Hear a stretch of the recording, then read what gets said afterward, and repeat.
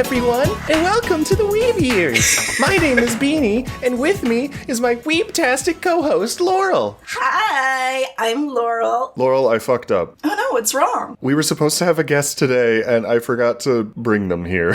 Oh no! Hang on, I have an idea. I think I know what I can do. And I always thought that was really stinky. Wait, where am I? Hi, Cheesecake. Hi, Beanie. Hi, Laurel. Hi! My two friends. Everyone, please welcome our wonderful friend, CrystalCheesecake, to the podcast. It's me. I'm so happy to be here. I'm CrystalCheesecake. I'm a bunny fairy doll VTuber. I like to do art and play video games and other variety content on my stream. Yeah. Cheesecake and I have been friends for a very long time, and I have been pestering them to get on the show for a little while, and I was finally able to do it, which I'm very happy about because this is a big deal. This is our 10th episode. Wow. This is our 10th episode? Yes, Laurel. This is our 10th episode. Oh, shit. Cheesecake, what is your history with anime? How did you get into anime? What was your first anime? I've been watching anime for a long time. In fact, the first two animes I ever remember watching are Keroro Gunso and Lucky Star. Oh, you were a Keidoro Gunso fan. To be fair, I don't remember anything about it, and I also don't remember which one I watched first, but because I like Lucky Star more, I usually tend to say that Lucky Star was my first. I think that more people are going to know what that is. That's true. That's also true. I don't know. I feel like Sergeant Frog, me over here, the only one saying the localized title, I feel like Sergeant Frog was a pretty fucking big deal, too. Maybe it hasn't necessarily had the staying power that Lucky Star has had. Yes, but precisely. I don't think it's that far behind. Mm-hmm. Well, in both cases, I watched them in 4 parts per episode on YouTube. Oh, the glory days of anime on YouTube. God, going on YouTube to watch fan subs of the newest episode of Bleach on 240p video quality, but like, it'd be uploaded in 4 parts, but the third part would be taken down for copyright, and so you would have to find it from a different uploader, but they cut their episodes differently, so you end up losing like half of the cool fight scene. I never had that Yeah. issue because I always watched really niche shit. Also, peak, like, anime YouTube at the time was, like, misheard lyrics of, like, certain, yeah. like anime songs and stuff like that, like Caramel Dancin'. I remember the and Caramel stuff Dancin' like one. that. The one I always think of is one of the Death Note openings, and it's like, there are many, many clocks in England. It's hard to find those now, actually. I tried going back a couple years ago and finding some of those old, like, misheard lyrics videos, and I think a lot of them have been removed, which is sad. That's a bummer. I mean, it makes sense, I guess, if they're just song uploads. And the DMCA shit with YouTube. I do Yeah. remember the Caramel Dancin' one very vividly, though, because I was kind of obsessed with that song for a while. I Me remember too. I had a notebook that had the lyrics, like the original Swedish lyrics that I wrote down, and then the real English lyrics that I wrote down, and then I also wrote down the misheard lyrics so that I could, like, sit and look at my notebook and sing it in whatever way I wanted to at any time. It's really cute. So fucking cute. What the fuck? That's adorable. I remember there was one for the, you guys remember the Super Smash Brothers Brawl theme? They're like, da ba ba ba. Oh, yeah. And there was a misheard lyrics once where it was like, doting on dogs, silly goose. I don't know how much of this is making it in, but that's fine. Anyway. It's a good bit. Cheesecake is here. Like I said, I've been trying to kidnap Cheesecake onto the podcast pretty much since it started, and what was finally able to do the job was Lucky Star. Yeah, I remembered it so fondly from my childhood that I figured, you know, I have an emotional connection to this anime. I'll probably have a lot to say about it. So here I am. Oh, we're gonna have a lot to say, alright. That's for sure. Alright, Lucky Star. It began as a 4-coma manga written by Kagami Yoshimizu and published in 2003 in a Japanese computer gaming magazine called Comptique. It shortly began showing up in other magazines by the same publisher, including Shonen Ace and New Type, and it's actually still going, I was surprised to find out. Really? Yeah, it had a, like, really long hiatus from, I want to say, like, 2014 to 2021 or something like that, but yeah, the Lucky Star manga is still going. I saw there was a new spin-off, too, when I was doing some research for this that came out in 2023. Whoa, that new? Yeah. Yeah, and it's about Konata in her 30s. Oh, that's right. I did see something about that. Oh, interesting. So yeah, the manga was just an absolute slam dunk hit. It got turned into an audio drama and a couple of video games before finally getting an anime adaptation in 2007, produced by Kyoto Animation, who were still riding the smash success of The Melancholy of Haruhi Suzumiya. Right. Yeah, they reference it a lot too. Oh yeah. Like constantly, like every episode. This, I think, came out before K-On!, correct? Because Yes. this was sort of them playing with the Moe formula before applying it to more serious Moe series. More serious Moe series. You know, the gritty, realistic Moe. Okay, you joke, but in between these things, they did also do Canon, Air, and Clanad. Yeah. Yeah. The anime got an English dub by Bandai Entertainment in 2008, which went to Funimation after they shut down in 2012, and so of course that means it now belongs to Crunchyroll. Like I said, Lucky Star was an absolute phenomenon when it started airing in Japan. Retailers across Akihabara would constantly sell out of the DVDs and manga, and it even caused tourism to boom in the real-life locations that the show visited. That makes sense. I believe Kagami and Tsukasa, the sisters, because in the show they're like shrine maidens, and it's set in a real location in Japan, and these fictional characters were made honorary citizens of the real life town after the anime caused such a huge tourism boom, and it actually like revitalized the town apparently. Oh, I love that. It's really cute. Yeah. It is really cute. So let's start with Cheesecake, because you kind of already touched on it, but what was your experience with Lucky Star? I remember. So, firstly, I think the fan sub that I had called them second year students. And my child mind, my US American high school child mind, thought, oh, they're in second grade. And then it must have been like sometime when I was much older, even after I had been watching other anime, that I finally connected the dots. Like, I thought they were straight up elementary schoolers. That's funny. And I just remember being so surprised once I realized, oh, they're teenagers. And to be fair, the way that the characters are designed, you could see it. Yeah, they are one of the most iconic examples of the, I think it's called Poochie Poochie art style. Is that how they're all like round and soft? Yeah, you also see it in, the first thing that comes to mind other than Lucky Star I'm pretty sure it's Poochie Poochie, I might be wrong. But the other thing that comes to mind is, Miss Kobayashi's Dragon Maid, that also has a similar kind of art style to it, where everything's just like very soft and round and looks squishy. It's like a couple steps before just straight up chibi. I really noticed that in this anime in the way that the hands are drawn. Like, it's always so endearing to see the way the hands are drawn in this anime. They're always so round and like you can tell this person knows how to draw hands, but they're always like round and so soft shaped. I feel like this Poochie Poochie art style has had such an impact on my art style. Real. I was gonna touch on this more later in the episode, but yeah, like going back to it now, I did not realize just how obscenely influential the art style of this show was. Like, holy shit. I know there's like a big textbook that's like a history of Moe by some person that touches more in depth on this. I don't know who wrote it, but I know one of my old roommates had it, and I looked through it a couple times, and it was really cool. Oh, we gotta get our hands on that shit. I feel like that's its own episode. I can definitely say that I realized at some point that the shapes of the eyes, the way that they're drawn, is telling of their personalities in a way. Mm-hmm. So that's definitely influenced my art style a lot. I think there's actually like trope names for that. Yeah, I know the sharp eyes are Surime. I forget what the rounded eyes are, but something like that. Surime Yeah. and Tarime, I think. Yeah, I think that's right. Continuing on with that thought a bit, the character designs are actually, like, they're simple, but they're really well made. They're really effective. You can, there's no question as to which character is which. Even in all the same style. They're all so distinct from each other, it's easy to tell who's who. Like, there's a lot of same face in Moe that does tend to be something you get when you super stylize anything to a certain extent, I feel. But they do a really good job of still keeping the character designs really distinct from one another, I think. Yeah. There is a lot of praise to be given to the art direction of Lucky Star, for sure. It's so colorful, too. I love it.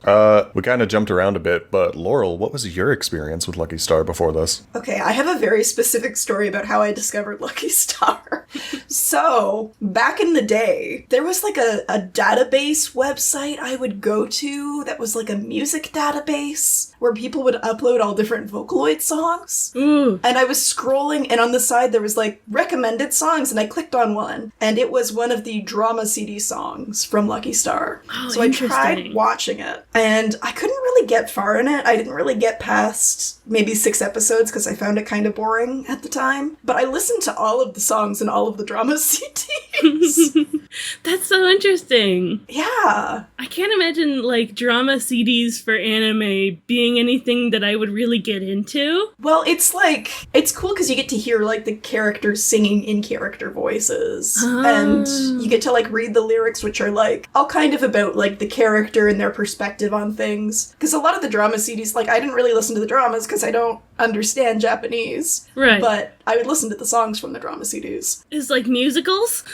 No, it's just, like, character songs. Sung by the character about themselves. That is really interesting. Drama CDs and radio shows are something that I've always kind of wanted to get into, but it's such a, like, it's so locked behind the fact that they're not really localized. Like, that is a part of the otaku space in Japan that really did not make its way over to the West at all. Trying to find, like, a fan-subbed version of a radio drama of your favorite manga is real hard. Yeah. I will say, I did not know that drama CDs existed before this watch-through of Lucky Star. They're more common in some genres than others, for sure. And I think at the time they were really popular because I remember there were a lot of like Hitalia drama CDs because that was also really popular around that time. I do remember there was one fan group that, I don't remember what they were called, but I do remember back in the day there was a group that was doing a fan dub of, I think, a Fruits Basket drama CD, radio drama. That would make sense. I don't know if it ever actually like came to fruition or something, but that's just an aspect of this whole culture that really never made its way to America or the West in general, which is kind of sad. You get a bit of it with the songs, but you don't get the dramas themselves. It kind of is like listening to the music from a musical without actually watching the musical. The thing is, like, when I was watching it, I didn't really like any of the characters other than Konata, and I just wanted more Konata, so I just listened to her songs mostly because they were full of references to things, and I loved that. I loved just there being a nerdy girl character. That was one of Lucky Star's big selling points at the time. It's like, hey, here's a lot of all these like nerdy references, but they're coming from a cute girl. Like, that was a weirdly novel concept at the time, we'll say. If only I understood any of the references. Oh my god. Yeah. So much of it is so Yeah. specifically like 2007 Japan, and I just didn't get it. We'll get to that I'll for explain sure. things to you. It's okay. Thank you. My own experience with Lucky Star, this one is significantly more embarrassing than you guys. When you are a young, undiagnosed autistic teenager trying to find a community and a personality to copy and make your own, you do a lot of things that you maybe later regret. And this came out right in, like, this was in my weeb years. Like, this was my high point of being a little fucking weeb kid. I was very guilty at the time of, like, I want to fit into a community, just any community. And the one that I found myself in was the weeb community. And so I would just, like, oh, I want to fit into this community, so I need to act like a part of it. I'm just gonna go full ham. I'm gonna be the weebiest weeb possible because that's what I feel like I need to be in order to fit in. This is getting a lot sadder than I intended. But basically, I would watch a lot of shit just because I felt like I was supposed to. And Lucky Star was one of those things, like, oh, this is cute moe girl girls and they talk about nerdy shit a lot. I literally have to watch this, otherwise I'm doing weebdom wrong. I totally get that because I had shows like that at that age too, but for me it was like more of the typical like quote nerd unquote shows like Doctor Who and shit like that. There's something to be said for sure though about watching something just because it's popular at the time. Mm-hmm. It keeps you clued in with the culture. The thing is though, I'm not even necessarily talking about it in the way of like, oh, people say that this is popular, like, oh, you have to watch this. I mean in like, picture your stereotypical North American weeb in the mid-2000s, and you're picturing a kind of creepy, nerdy person who maybe likes underage high school girls a little too much. And in my brain, it was like, oh, this has cute high school girls, and I feel like that fits the culture that I am trying to replicate into a personality, less so than people say this is good, so I should watch it. So for me, when I had stuff like that, it was like, I have to watch this so I can still have things in common with my friends and they don't leave me. Yeah, like, I didn't watch it because it was popular, I watched it because it was on brand. Yeah. Interesting. I think Lucky Star is a great thing to watch like that, though, because it's such a good launching point for so many earlier, like, references and franchises, and, like, you're getting exposed to so many things while watching Lucky Star, that even if you don't like Lucky Star, you'll probably come out of it being like, oh, what was that about? Oh, this is an anime? Maybe I'll check that out later. Yeah, it straight up taught me who Minoru Shiraishi is.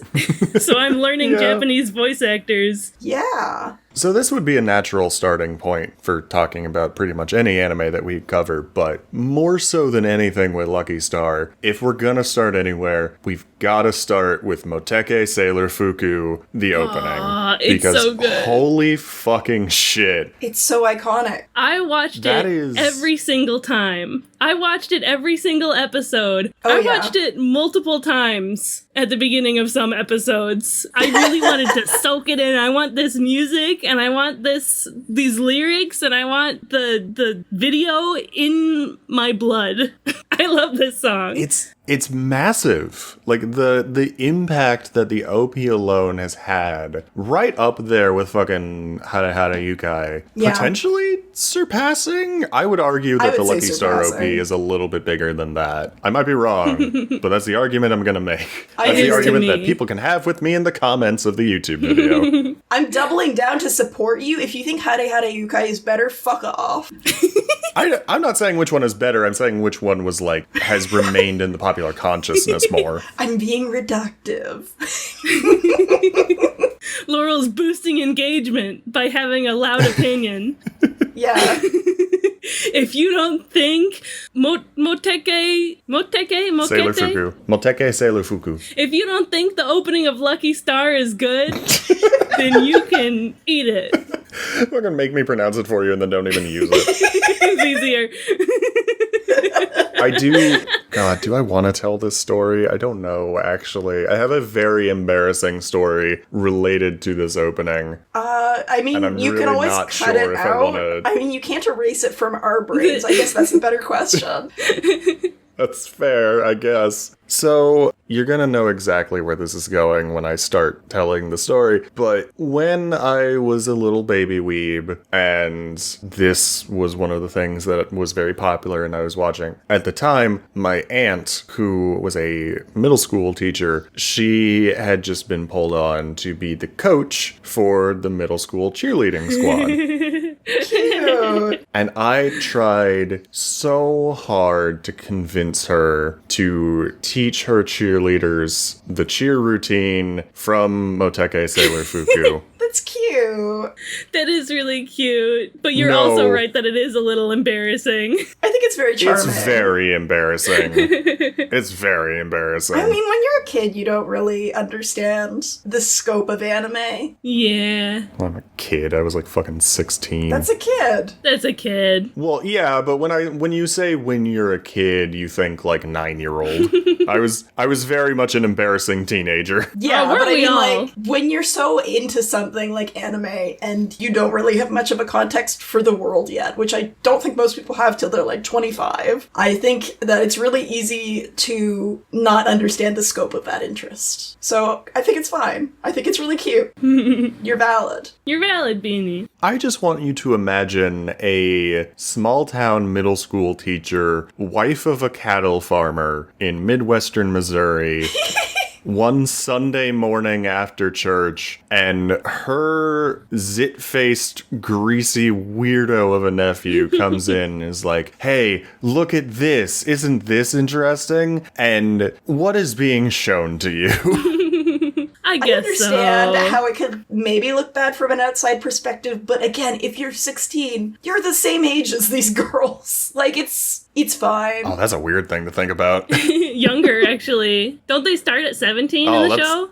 They start at 16 and they become 17 by the end, I believe. I think that's so important, like, when reflecting on your weeb phases, is, like, understanding the context of yourself in the situation, and, like, if you had a crush on a character that was your age at the time, I don't think that's weird. I think that's pretty normal. I think most kids have that. Oh yeah, I had a big crush on Homura Akemi from Madoka Magica. Oh! And then as soon as I turned 18, I was like, I understand.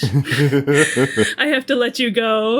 Yeah, it's so sad when you, like, outgrow them and you're like, I'm too old for you, but I have such fond memories of enjoying watching this show as a child. Me no longer being allowed to have a crush on Flannery from Pokemon Ruby and Sapphire. Too real. Alright, so actually getting into the show itself. Lucky Star follows 4 high school friends, Konata, Kagami, Tsukasa, and Miyuki, and, you know, back in the day, it was common to hear people refer to this show as anime Seinfeld, and yeah, that kind of tracks. Nothing actually happens in the show necessarily. It is a combination of just like stream of consciousness jokes and bits and a whole lot of rather dated reference humor. I think some of it still generally holds up, and some of it actually holds up better nowadays than it used to. By and large, it's relatable moments, otaku or reference moments, or like weird fourth wall breaking that only makes sense in 2000 Japan. Like, for instance, I think the Daisuke Ono bit has only gotten better because after this, Daisuke Ono went on to become Jotaro Yeah. and became, like, so much more recognizable, and the joke is even funnier. Like, Yeah. stuff like that. Like, depending on how much the staying power of the joke actually had. I was watching and I was like, Daisuke Ono? I think, like, a lot of the more generalized jokes still age really well. Like, all of the jokes about, like, dating games as a whole because they're timeless. Stuff like that. Or, like, stuff about the MMO jokes were pretty good, too, because it's so heavily specific within the genre that you can make commentary that's, like, a blanket statement like that and have it be pretty relevant and continue to be pretty relevant. Yeah, I'm gonna be honest, I didn't really like the format. I actually, as much as I enjoyed this show growing up, and as much as I love, the characters and, the style of the show and everything, I actually didn't really enjoy watching it. I need more drama and action. It was hard for me to click the next episode when the previous episode had been nothing but, like, light food-related discourse, Konata being a nerd and, like, one of the families watching TV. It was a little hard for me to stay interested, but there are, like, moments that show, like, more character depth and, like, a little subplot line that's really fun to follow. And also there's Lucky Channel, which I think was more interesting than the show itself to me. Yeah, we'll get to Lucky Channel. Lucky Channel definitely carries I've heard the that fucking show. Okay, before we get too deep into it, I do want to say, I have gone on record a couple of times on the show already that I am a slut for slice of life. I love the cozy slice of life bullshit. This is usually my jam. Especially in the first couple episodes of this show, a lot of the conversations between the characters reminded me of when you watch Twitch streamers ramble on about nothing with each other, but like in a good way. Like, that very first conversation when they're talking about like what end of the chocolate cornet is the head. Yeah. In my brain, I'm just like, I swear this sounds exactly like something I would hear a couple of VTubers talking about. And it was really charming, honestly. Like, these felt like real conversations, and that was kind of the charm of it. But then, yeah, as it got on, we have some other things to cover first, but yeah, as it got on, it did kind of lose its luster, Really? I guess you could say. A little bit, yeah. So covering our main cast real quick before we get too farther into things. You got Konata, our main character, who is a huge otaku, absolutely everything nerdy, games, manga, anime, the whole thing. She was the main character, obviously, Yeah. but in a way that escapes just being the main character, she was the poster child for this whole thing. Like, you came to this show to see Konata. You came to this show to see, again, the, like, at the time, honestly kind of novel concept of here's a cute girl saying nerdy shit.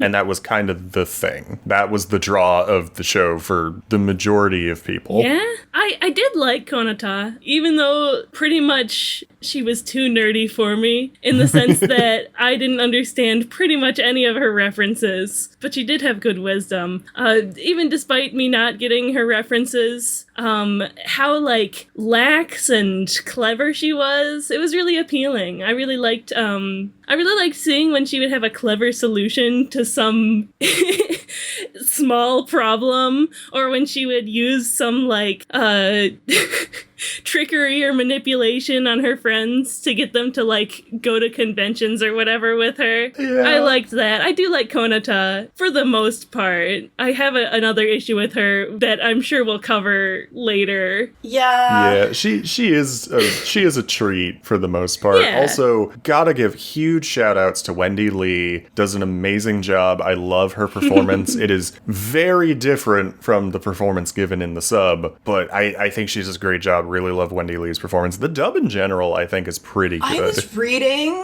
reading that she was 47 when she was cast for that role, which is crazy. She pulls it off so well. I watched a little bit of the sub after I was finished with the dub, and I was like, wow, I just can't imagine Konata with this voice. Her English voice is too iconic. Something very charming about the dub that I appreciate is that in the original Japanese version, there are a lot of jokes that come from the fact that the characters are all being voiced by voice actors who have done other roles. Like, in Japanese, the woman who voices Konata is also the same person who voices Haruhi in Haruhi Suzumiya. Oh. And they translated that in the dub, and they made sure to reuse voice actors who did the same previous roles. So in the English dub, Wendy Lee had also voiced Haruhi Suzumiya. That's really clever. That is neat. Genius. I didn't know that. After Konata, you've got the twin sisters Kagami and Tsukasa. Kagami is the more, like, serious, the straight man, I guess you would say, to Konata. She is constantly referred to as tsundere in the show, which does fit. And then her, I almost said little sister, technically, but they are twins. And then the other one, Tsukasa, is the, like, the meek, shy, quiet, clumsy one. I like them. I like their dynamic. I honestly, for the longest time, Kagami was my favorite character,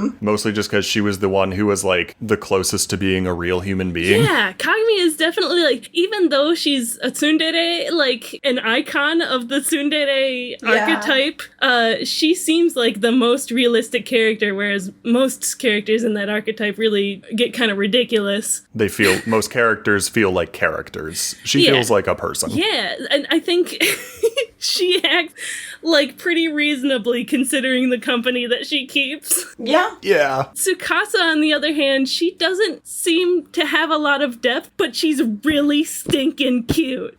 She's adorable, yes. She's a little airhead, and she has innocent puppy dog vibes, and that's kind of about it. Like, she'll make mistakes, but you can't stay mad at her at all kind of character. I think it works because of the aspect of the twins and them having distinct personalities, but still being basically inseparable. I guess when you put it like that, they are kind of a unit, huh? The character trait of Tsukasa's that stuck with me the most is that, like me, sleepy bitch.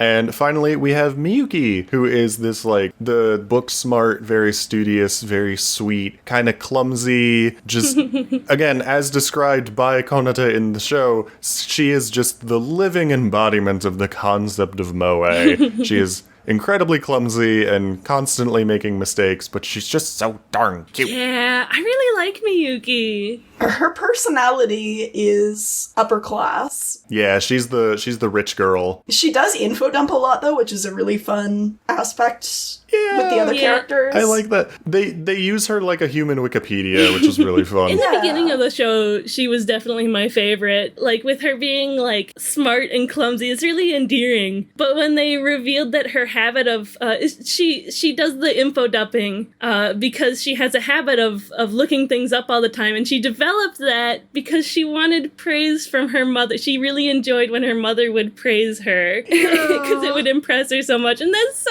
sweet. It is really cute. Good. But like then like as the show went on, her appeal sort of wore off, and because like in the later part of the show, she does appear less, but when she does, it's either I'm scared of the dentist or Konata's making a joke about her boobs. Yeah.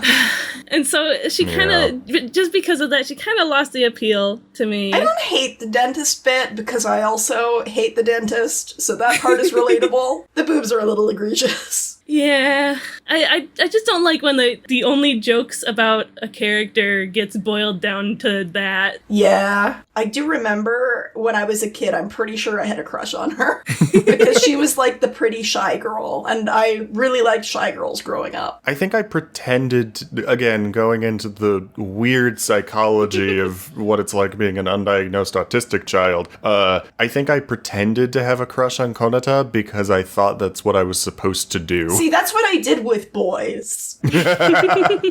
Now, each episode also ends with a segment called Lucky Channel, where a fictional idol named Akira Kogami and the real-life voice actor Minoru Shiraishi banter about the show and present information on some of the characters, and honestly, once the show started to drag for me, these two kept it going. Like, these two were the highlight of the fucking show at certain points. Yeah. Their dynamic is hilarious, and as much as I praise Wendy Lee for her fantastic job as Konata, Sam Riegel and Stephanie Shea as Minoru and Akira are the highlight of the entire cast. They are amazing. I had never heard of Stephanie Shea before this. I followed her on social media after watching the first couple episodes because her performance as Akira is just so fucking funny. Mm-hmm. I didn't like Lucky Channel at first. I was Really? just like, man, this poor guy is just getting bullied by this girl, and that's the bit. And then, but it was so exciting seeing Shiraishi's arc of getting more confident. Yeah. And the way that their dynamic would change and the banter between them would change all the way up to the end where he totally crashes out.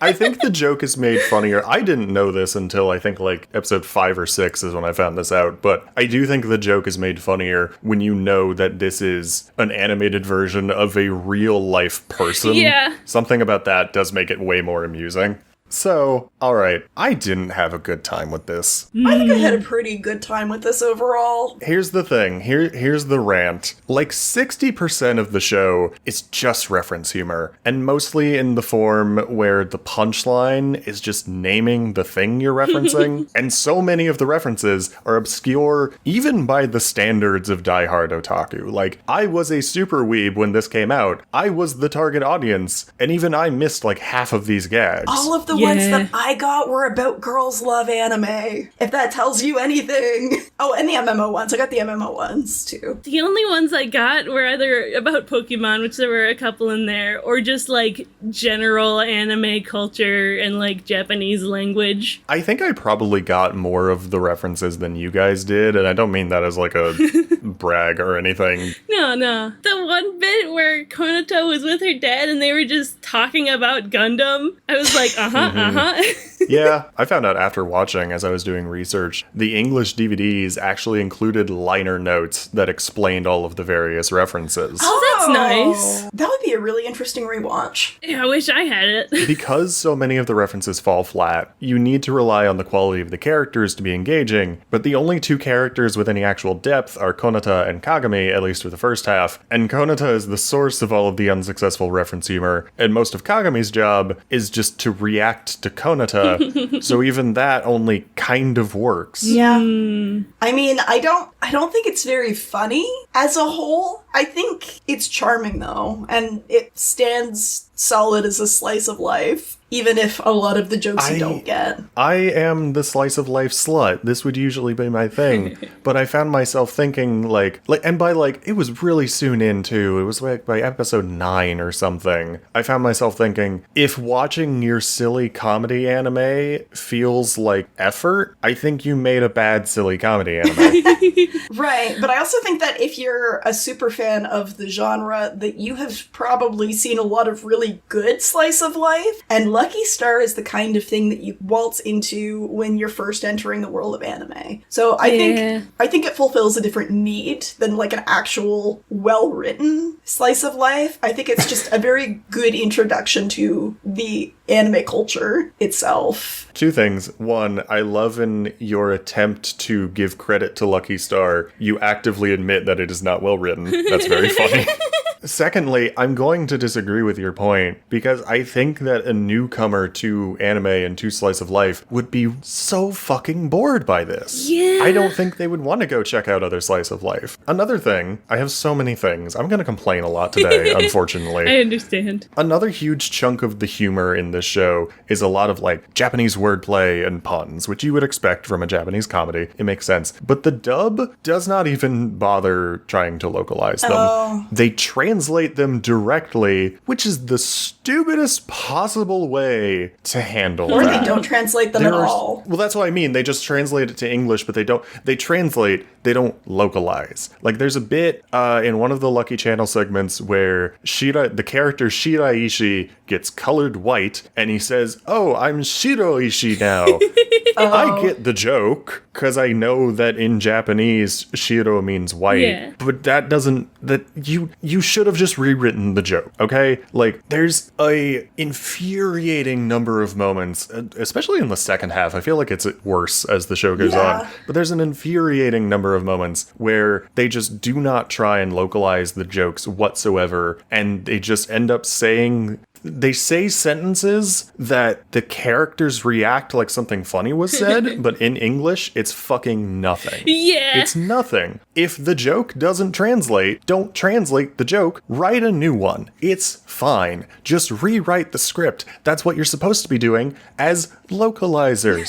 Localization over translation. Yeah, I do remember being confused by the jokes on, the bus tour. Oh, those were the worst ones. Those were the worst examples. I was like, There were some that I got, though. I actually read a review where someone suggested that they should have renamed the character of Minoru Shiraishi into Sam Riegel. And honestly, yeah, that would have been great. Oh. That would have been so much funnier. The whole bit about this being a real person in the anime completely falls flat. But then it stops being about otaku culture. No, you can still make it otaku culture, just rewrite it to where a typical English-speaking audience member will know that a joke happened. There's so many moments where you don't even realize a joke was there until afterwards. I think part of the charm of the show is that when you get the reference, you get to feel good about being a real otaku, though. Maybe. You're right. If they localized the jokes, it wouldn't be the same. Here's the thing, Cheesecake, you're right, that is the thing, but I'm arguing that is a stupid way to do it. Sure. I think it would have lost the point if they localized the jokes too hard, though. I think it would have even worked better if they just kept them and put in subtitles and didn't dub over. Oh my god. That would be funnier. They could have added in, localization notes. Like fan subs. Like fan subs do. Just add the translator notes. Kikaku's plan.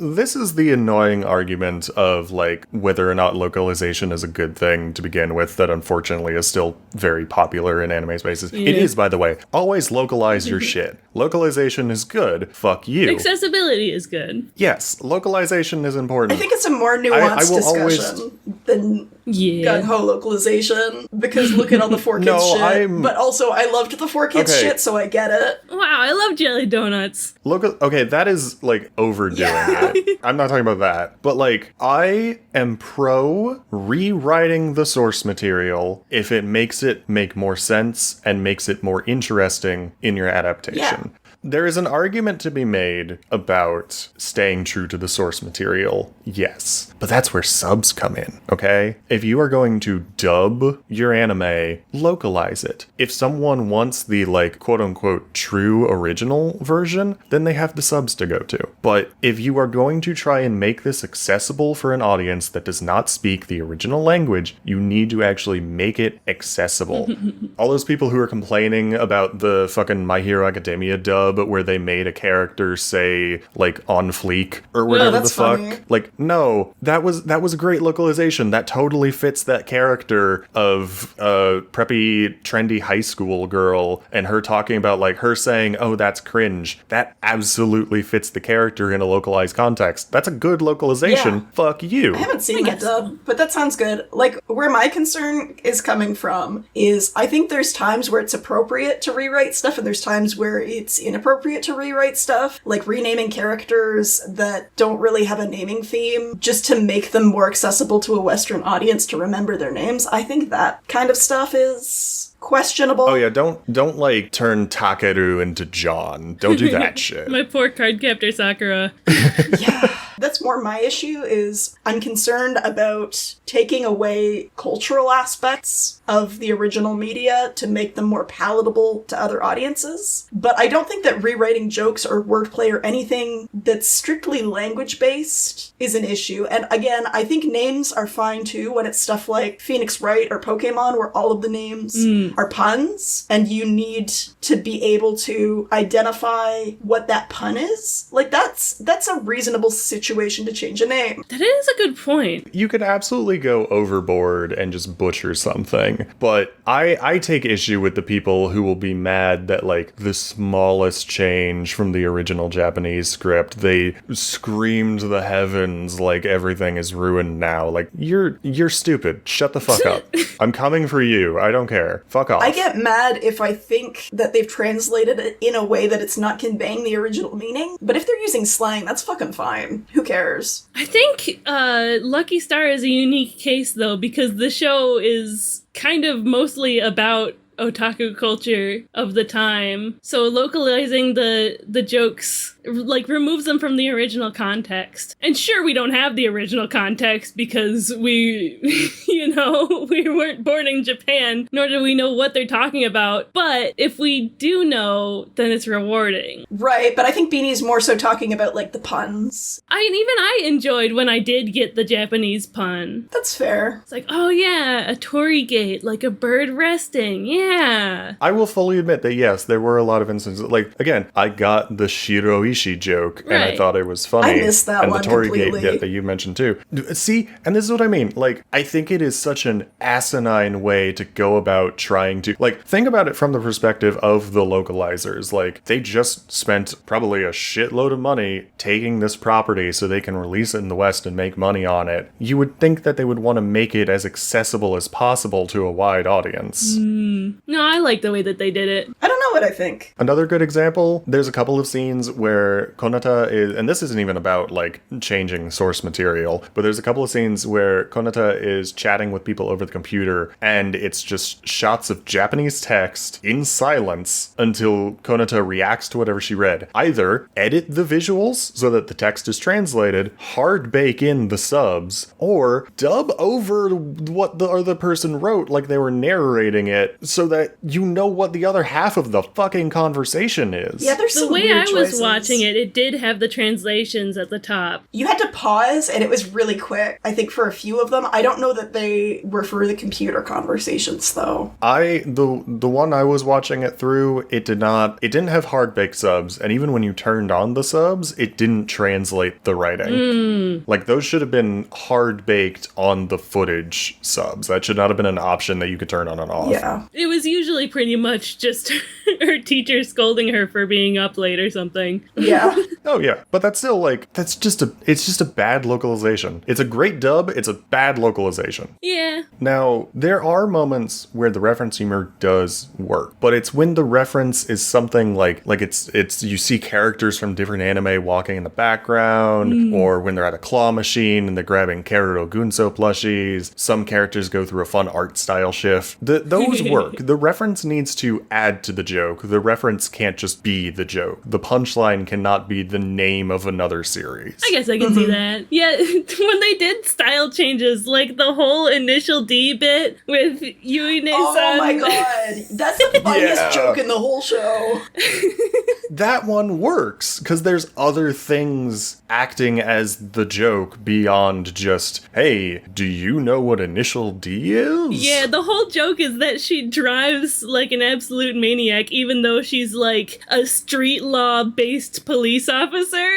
Watching this fucking show got me thinking about so many things, but especially the concept of reference humor in general, because these days, reference humor just as an idea is kind of dated, and a lot of people think of it as lazy. I think a lot of people really liked it at the time. I don't know that people like it in retrospect. So here's the thing. This is something that I put a lot of thought into over the last couple weeks of watching the show. I think the reason why reference humor used to be so effective but isn't anymore is because back in like the 90s and 2000s, we nerds could still consider ourselves outliers from normal society. Anime or otherwise, the only place we would hear other people mentioning our favorite shows or games or comics was in our small nerd spaces. So when mass media started throwing us a bone every now and then, it would make us feel seen in a way that we usually wouldn't get to experience. Like, but OMG, nowadays, the thing I like. Yeah, but nowadays pretty much everything we used to consider nerdy is almost entirely in the mainstream, and what used to feel like appreciation for the fans now just comes off as pandering. I do want to give Lucky Star credit where it deserves it. This is an anime about cute high school girls, and it is not pervy in the slightest. There is a whole 7-minute long bathhouse scene, and it is not even remotely sexualized. God, the bar is so low. Yeah. I do think, unfortunately, in some of the referential humor, there is some grossness, especially with Konata's father. It feels really gross at times. Talking about horny shit, when I talk about an anime being unnecessarily horny, I'm talking about panty shots and jiggly titties and sexualizing the characters. I'm not talking about sexual things. That's fine, in air quotes. I'm talking about, like, none of these girls. There is not a panty shot in sight, and it's so nice. There were times where I was like, I don't feel good about Konata and Yuchan because they are very clearly just, like, lowly bay characters. Okay. They explored it at times in ways that I thought was interesting, but at other times I thought it was really tone deaf and uncomfortable. So this is leading into, I will argue, I don't think Konata and Yutaka are lolly bait. They are drawn in a very, like, childlike way, even in comparison to the other characters, but I feel like for it to classify as lolly bait, it still needs to be at least a little bit sexualized. See, I wouldn't have felt that way if it weren't for the father, like, wanting to be physically close to them and stuff. Like, that was what was grossing me out about it, was the fact that they were being put into that role by her father. Sojiro is the worst character. Let's talk about the dad. Konata's dad, Sojiro. Our first instance on the podcast of a now thankfully very dated character type, the funny pedophile. This used to be a lot more common. Thankfully, not so much anymore. You will still get pedophiles in anime, of course, but this specific character type of, like, haha, look at the silly lolicon doing silly, creepy lolicon things. We've thankfully moved away from that, but Konata's dad is a very good example of that now dated character type. I will say, hi Tony Oliver, Lupin III, as the voice actor. Oh, I liked him more in Lupin III. Yeah.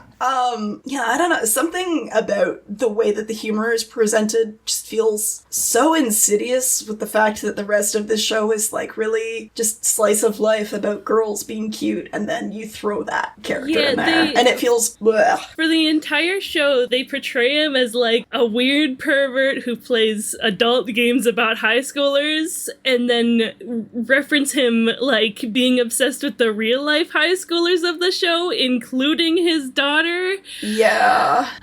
Like, I was waiting for something to happen to redeem him, but anything close to that was just like, he loves his daughter. And then the episode that I think was supposed to redeem him, I was waiting for like, okay, there's gonna be something, but he loves his wife, and that's it. Yeah. And I was so underwhelmed, especially because it was supposed to be like a sentimental moment where they were reminiscing about Konata's mother who had passed when Konata comes back as a ghost. When Konata was young. And even during that bit that was supposed to be sentimental when they were reminiscing about her, now and then he would interrupt the mood with some sort of creepy joke. And it just totally ruined especially because I was hoping throughout this whole show for some sort of emotional moments and drama to distract from the just scene by scene daily life little bits. And so I was looking forward to this episode because I remembered it from when I was a kid, but it just didn't hit in any way that I would have ever wanted it to.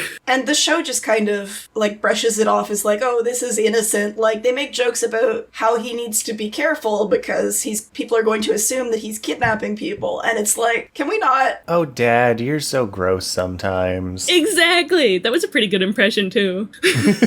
In the halfway point where they decide to increase the cast, one of the new characters they introduce is Konata's younger cousin, Yutaka, who we mentioned earlier, who one of the running jokes with Konata is that she looks very small and young for her age. Yutaka even more so, like she straight up just looks like a capital C child. And they make a couple of jokes about, like Konata makes a couple of jokes about like, I don't know if she should come and stay with us considering my dad is a weirdo. Like, ew. Bleh, bleh. Sojiro is the worst character in this show. I hate him. I gave him every amount of patience I could. And I'm so willing to forgive Konata for the shit that she says when she's grown up in that environment. Yeah. Because there's times in the show where she is like, oh yeah, we're having the beach episode, you know, the iconic anime trope beach episode, but I'm gonna wear my elementary school swimsuit because I know there's people who like that kind of thing. I think it gives me appeal. Okay, there is, I will say, in a similar vein, one of the best fucking jokes in the entire dub is during one of the Lucky Channel segments where Akira is talking about, like, she needs to grow her fan base, and the line in the dub is, "It's alright, I've always got my pedophiles." Oh. That was pretty good. Maybe, but it was still uncomfortable. I remember being like, what? I feel like, okay, so that for me feels less sinister because it's not in the story, it's like at a meta level. And it does like sort of show her personality as being like the jaded idol. I always appreciate when an anime will not try and hide behind the word lolicon and just be like, yep, pedophile. Yeah. Using Yutaka to kind of segue into this, like we said earlier, about halfway through the show, we get a bunch of new characters, including what's basically like a B squad from the main cast, in the form of Yutaka, Konata's younger cousin, and her friends Minami, Hiyori, and Patty. And honestly, these guys are way more entertaining than the main squad. Patty is so funny. I like the characters her more. I like the way they rely way less on the reference humor. And Hiyori almost instantly stole Kagami's spot as my favorite character. Hiyori is the best. I love her so much. I do wish Minami got stuck with less sad my boobs are small jokes, though. Yeah, I feel like her personality doesn't really exist to the same capacity that the other characters are. She's just kind of there to be like the reverse straight man. She started out really strong. I liked her dynamic with Yutaka, but I like Minami a lot. She's like kind and gentle and dutiful, even though she seems a little scary or too quiet, something like that. But all of her interactions with Yutaka are so sweet. I wish we got less of the boob stuff and more of her interacting with Miyuki, because Miyuki's also a character that didn't really get enough attention, and they had a connection and it was leveraged a couple times, but they really could have leaned harder into that and done some more stuff, because like it's talked about how like they are neighbors and they've been kind of childhood friends. Yeah. And Minami sort of learns from Miyuki sometimes in a really sweet way. But it's the same issue where in the last maybe like 5 to 7 episodes, she just gets reduced to she gets one of 2 jokes. One that we can go over when we talk about Hiyori, and the other is that she's flat-chested and she feels really bad about it. Let's talk about my girl Hiyori. She's the best. Yeah. Every one of her jokes landed. She did not have a single joke that I did not laugh at. She was the thing that let me finish watching. My girl Hiyori. Holy shit, she's so funny. And also, she's just me when I was that age. She's 100% just me when I was that age. She's probably the most relatable for us because she's an artist and she's like, you know, she likes the fanfic and stuff like that. Pretty much the manga artist equivalent to being a fanfic writer is doujinshi. She's an artist, she has anxiety, she has sleeping issues, and she's a pervert. She's just us. Yeah. I did wish that she would stop fantasizing about her classmates, about her friends. She also wished that she would stop fantasizing about her classmates. That was funny. I kind of cringed at it. Cheesecake, who was your favorite character? It was Tsukasa.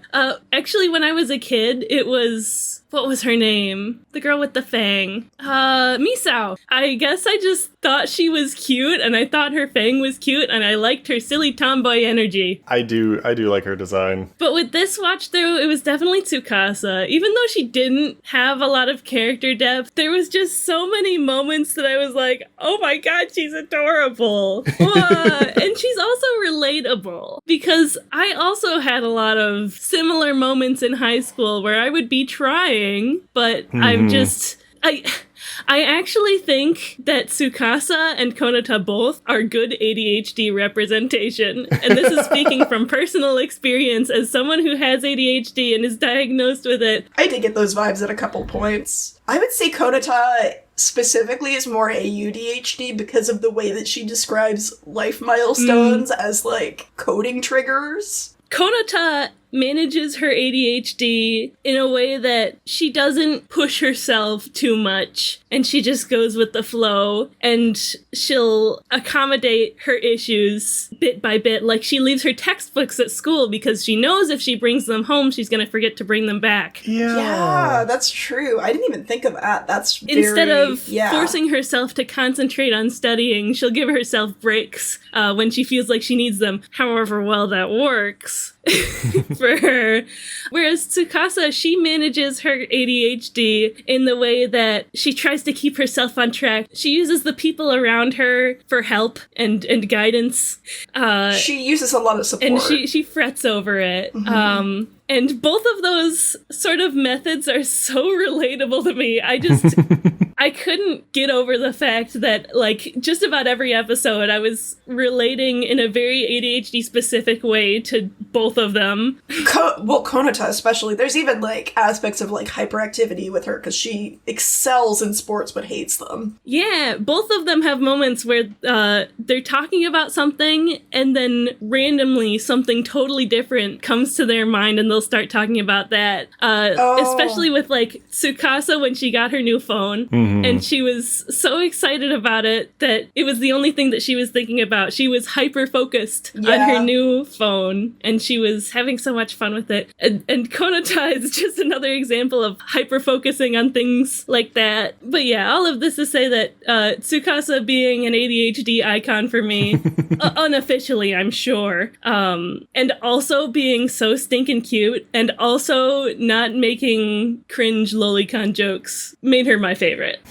Do either of you have any more big points that you want to do before we jump into retro views? Because I've got all my stuff done. I loved the last episode. Like, I think the last episode probably, like, saved the show for me. Yeah, it's strong. It was very fun. I liked it a lot. I don't think it saved the show for me, but it was very cute. I really enjoy that the setup for the final episode is them learning the cheer routine that you have seen them do in the OP this entire time. Yeah. And you do get this nice big triumphant moment where they get to perform the cheer routine in whole, and the theme song's playing, and it's right near the end of the episode, and it works. It's very effective. Mm-hmm. When it's done, they're all having these thoughts of, like, this is gonna be the last time I get to do something like this with my high school friends, and it's a touching moment. I like that it it didn't delve too deep into the sadness, too, because I feel like you see that in a lot of shows, and it wouldn't have fit in this show. Yeah. I'm thinking of, like, Love Live or K-On! Or what have you. Oh, yeah. The last thing, we have to talk about the best bit in the entire show. Maybe the only recurring bit. When they would cut into a conversation, they needed a conversation to precede the bit, and it would just be one of the girls talking about something stinky. Yeah. I remember at one point they go, Sebastian is so stinky. My favorite was, that's a ton of stinky. Can something stinky be moe? All right, Cheesecake, you are our special guest. Would you like the privilege of reading the retro views? Absolutely. I love reading things off. For some reason, I thought you were going to be like, absolutely not. Absolutely not. Who do you think I am? Some kind of reading expert? All right, this first one is coming to us from a familiar face on the podcast, Mr. Theron Martin of Anime News Network. This is covering the Volume 1 DVDs from 2008. It's not a show everyone's going to get. In some senses, it resembles Azumanga Daioh in its stream of consciousness approach to examination of the ordinary, although this series relies much more heavily on its dialogue and comparatively little on its visuals to induce its humor. Occasionally, these conversations turn up something funny, most often when referring to the behavioral quirks of various characters, but sorting those scenes out is like sorting through a DVD bargain bin to find the true steals. Lucky Star was one of the most talked about series in fandom during 2007, and given its extreme otaku-centric approach, it's not hard to understand why. It is a series only for veteran anime fans who may fall in love with it, but are just as likely to find it very hit or miss. I I agree with that. I think that's a more accurate review than I was expecting for the time it came out. Yeah, it really, in a nicer way than I think maybe I was saying it earlier. I got very heated, I'm realizing in post. You did. In a much nicer way than maybe I was saying it earlier. This does pretty succinctly give my own thoughts. Like, it's so otaku-centric that it's alienating to pretty much everyone else, which I don't think is good. Yeah. There's your well-spoken, in-depth review. I don't think it's good. I seemed to like it well enough when I was like 8. Which was maybe a little early for me to be watching it, given some of the adult humor, but all of that Maybe totally went over my head, so it's fine. Now, the next one that we have, this comes from John Opliger of Anime Nation. Lucky Star is literally the ultimate in fan service. The program offers anime fans the cute characters, anime stereotypes, anime references, and general feel-good humor that they want, along with the sly, knowing wink that makes the show and its viewers feel intelligent. It's the self-referential aspect of Lucky Star that makes it feel witty, self-indulgent, guilty pleasure. That's what I'm saying about this show. No, okay. This review bothers me a lot. But the notion that, like, I've seen the same anime as the creator makes me smart? That's a really fucking weird mentality to have. Like, the sly knowing wink makes the show and its viewers feel intelligent. The idea that getting an anime reference makes you feel smart is real sad. It makes you feel like you're part of it, like you're clued into what's going on. I think it's more complex than it just making you feel smart. Right. It makes you feel like you're in on an inside joke more so. Yeah. It's that thing I was talking about earlier with, like, why reference humor used to work. Like, you feel like you feel like you're in on the joke, quote unquote, even though it's not a joke. It's bad writing. I think, too, the way that this show goes about referential humor is that it's taking a lot of shots at things that are really niche, but that the people who are passionate about it are really passionate about it. So I think it is a form of fan service in the sense that it's making people feel seen. And the nice thing is that whenever they do a reference, it doesn't last longer than like a minute and a half if it does get that long. So you're not like sitting here waiting for whatever they're talking about to pass. I think they maybe could have done some more references that weren't deep cuts. Yeah. I think that would make it more accessible. There's a number of jokes where the joke is that Konata makes a reference to something so so obscure that the punchline is just the other characters saying, that was really obscure. That's not funny. Yeah, that's... That was funny like once. It's probably funny if you know what it is, because they'll be like, yeah, that is obscure. I don't know. It's not very thoughtful humor. Not. Like, again, like, the notion of this review being like, oh, it makes you feel so witty and smart, like, that's very depressing what you're saying. Looking at audience reviews on like My Anime List and such from the time, it is mostly high praise, as you would expect, but there are a decent number of folks with mixed feelings, and they all pretty much just boil down to, it's kinda boring, which, yeah. It is kind of boring. That's why I never finished it on my own. Yeah. I almost wonder if the reason it's so highly praised is because of otaku culture at the time, and just how much actuallying there was at the time. Like, maybe people all just said it was good because they didn't want to admit that they didn't know the references. How many people do you think thought this was funny because they were told it was funny? Because think about what the Western anime fan base was at the time. It was a lot of like impressionable teens and early 20-year-olds. Like, when I was that age, I thought things were bad because the Nostalgia Critic and JonTron told me they were bad. I wasn't forming my own thoughts and opinions yet. How much do you think we can attribute the growth of this show in the West? A show that, for all intents and purposes, should not have landed as well as it did, considering all of the complaints that have been made. How much of it was just people tricking themselves into liking it because they were told to like it? I think that might be a cynical view, but I wasn't really cognizant at the time. I think I just liked watching it because I felt like I was watching anime, and that was fun. At the time, that was when XD, lol, so random humor was big. So even if you didn't understand the references, you might find them funny just because it's unexpected. So random. You make an upsettingly good point there. Now, for the final segment of the podcast, once again, because we have our lovely guest here, we'll let Cheesecake go first. Cheesecake, is this something that you would recommend today? I would say yes. If you want a classic slice of otaku culture, then go for it. Just be patient. And if you like the, how did that review put it? The stream of consciousness approach to how the show is built and how the humor works, kind of similar to what you see in Nichijou, then you might enjoy it more than I did. And I liked it. What about you, Laurel? I don't think I'd recommend this. I think I'd recommend K-On! Because it's so much more polished. Lucky Star is fun and it is a classic, but I don't know that you'd get a lot out of it now. What do you think, Beanie? Do you recommend it? No, I don't. This is a show that you share clips of online with your friends, not watch all the way through. I think that is there are a lot of very good bits. There are a lot of very funny, well-written, relatable bits. There's too much space in between them for me to justify telling somebody to watch the show. This is something where you go on YouTube and you look up, like, Lucky Star out of context and just share that around with your friends, and you're gonna get more enjoyment out of that than sitting through the entire series, unfortunately. It'd be good to have on in the background while you're doing something else. Yeah, it's got a good dub. It's got a great dub. Now, hopefully you at home enjoyed listening to this podcast more than we enjoyed watching this anime.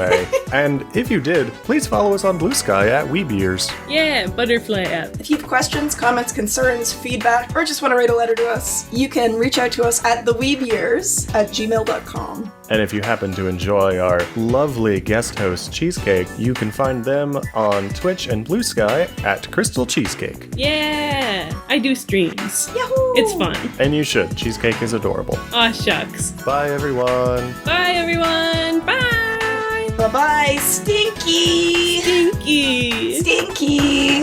That podcast was so stinky. Ending now.